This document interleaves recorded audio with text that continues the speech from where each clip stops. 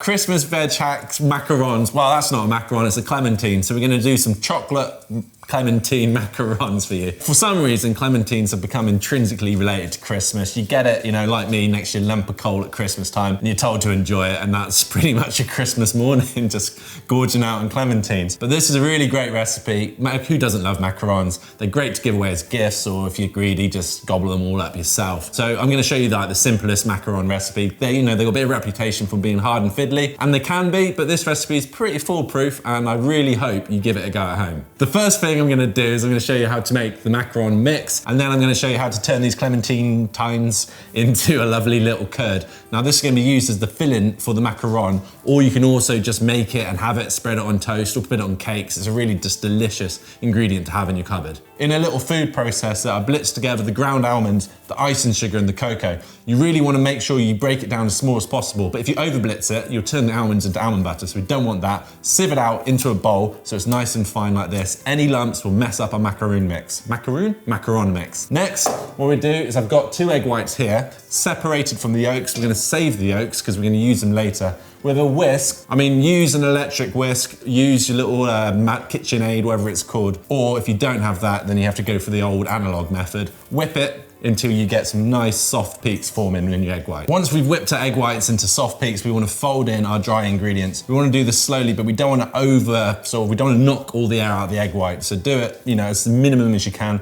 Easiest way to do this is just like do it in 2 batches. So get half of it in, fold it in, and then get the other half in. If you put too much in at once, it'll just like clog up and you'll have to work it too hard to incorporate it. So now we need to pipe it out into sort of 2 centimeter little coins. Take your time trying to get it as neat and even as you can, because if not the same size, then they won't cook evenly.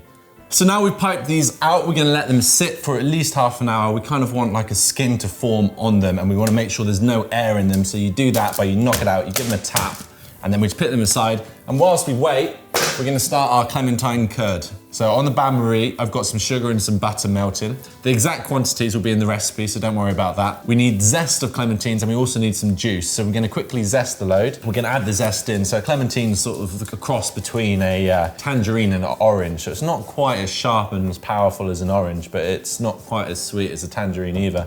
So to balance out the sweetness, try and get a bit more sharp, we're also gonna include the juice of a lemon. So we're gonna zest and then juice. So now I've got my juice of the clementines. I'm gonna add it to my butter and sugar, which I've melted on the bain-marie. Juice is in. What we want is we wanna heat it now until all the sugar is completely dissolved into the juice of the clementine. Give it a taste. If it's sweet, add a little bit of lemon. You want it to be like a little bit tangy. That's when it's, really brings out the flavor of the clementine. So give it a stir, keep it moving. Got some egg yolks here. Gonna give them a quick beat with the, little wooden spoon. Don't know why that's funny, it's not. And now add your egg yolks to the mix. Super slowly. Not sure why, it's just I tend to do things like this a bit slowly just in case. Gives you a bit of wiggle room in case it starts to look like it's ruining it. Just get your yolks in, and then what we're doing is we're keeping it on bain-marie because we don't want it to get too hot. We certainly don't want to scramble the yolks. So we want to get this to a point now that when it cools down, it'll set into that classic curd consistency. If it looks like it's sort of separated a little bit, don't worry about that. It will all come together. You just need to keep it moving, and we're gonna slowly sort of cook the eggs out through the curd, and that's what's gonna thicken it. So your curd is set. It's probably been on the bubble now for 20 minutes or so. You put a cold spoon in, and if it sort of sets on the back and doesn't just drain off, and as you can see, then that means when it cools down, it will be that consistency. So that's a good way of testing whether your jams or whatever you're cooking is gonna set when it cools down. So I've also added the zest from the clementines into the mixture. Now I'm gonna take it off the heat, give it a stir. I'm gonna put it in the fridge and let it set. These have been in the oven now for about 12-13 minutes. I really kept an eye on them because you don't want to overcook them. You don't want them to turn too hard and too crunchy. You want that like meringue sort of center. So it's a bit of a delicate touch seeing when they're ready, but when the tops are a little bit crispy and from the bottoms are still a bit gooey, then they're good to come out. As you take them off, get them onto a cooling rack nice and quick, and let them cool down, and as they cool, they will sort of firm up and crunch up, and the longer you leave them, the crunchier they'll get. The curd's been in the fridge, it's cooled down, it's set up lovely, so it's time now to assemble our macarons. So what you do is really simple.